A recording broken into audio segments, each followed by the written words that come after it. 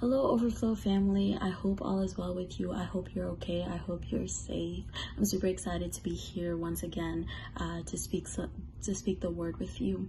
For a quick minute of meditation here, let's just look at Matthew chapter 8, verses 23 to 34.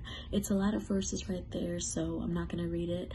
But to give you a gist of it, in these chapters from 23 to 27, it's where Jesus and his disciples get into the boat together. This is where they're in the boat and the winds are getting wild against them, and Jesus is sleeping, and the disciples are like, whoa, like, you can sleep, why are you sleeping through a whole storm? And Jesus wakes up and rebukes the wind, and right after they get to the other side of the river, that's from verses 28 to 34, right when they get to the other side of the river, there are two demon-possessed people that come where Jesus was, and the demons within them say, "Son of man, are you here to torment us before our time?" And Jesus rebukes them, and the demons leave into the pigs, and the pigs drown in the river and die. But anyway, when that moment happened, all of the people saw what had happened. They were like, whoa, Jesus, like, wow, that was so cool. Like, how do you talk to demons? Like, how is this happening? They just fell in love with God in that moment. They started to, of course, there were some of them that were like, oh, this is nothing. This is not all that.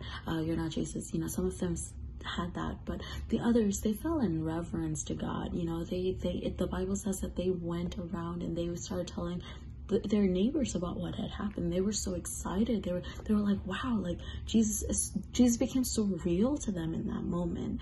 And the point that I wanted to focus on within these two verses is how in the first couple of verses we see a fear coming upon the disciples, which came from the enemy.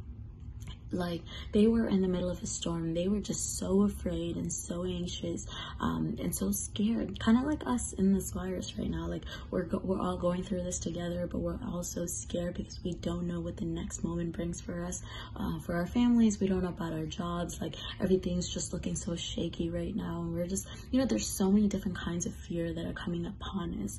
But right in the next couple of verses, when Jesus did that for them, people started to have the fear of God in them. You know, they were like, wow, this is so cool. You know, they just felt so much reverence upon them. They were like towards God. They experienced the sovereignty of God. So in this moment, I really do pray that the fear of God would start to settle in your heart. You know, your experiences with God would start to become real. Like, they would come back to you again. That you would have more experiences with God, and then the Spirit of God and like the presence of God would just be so tangible for you. There are so many verses in the Bible that talks about the goodness of having the fear of God.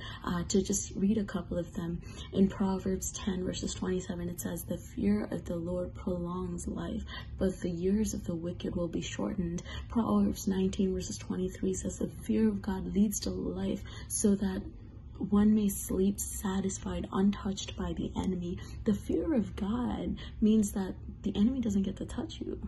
Wow, that's cool. Let's look at a couple more.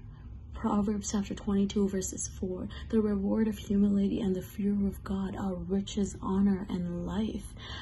Proverbs 28 verses 14, "How blessed is the man who fears always, but he who hardens his heart causes calamity unto himself."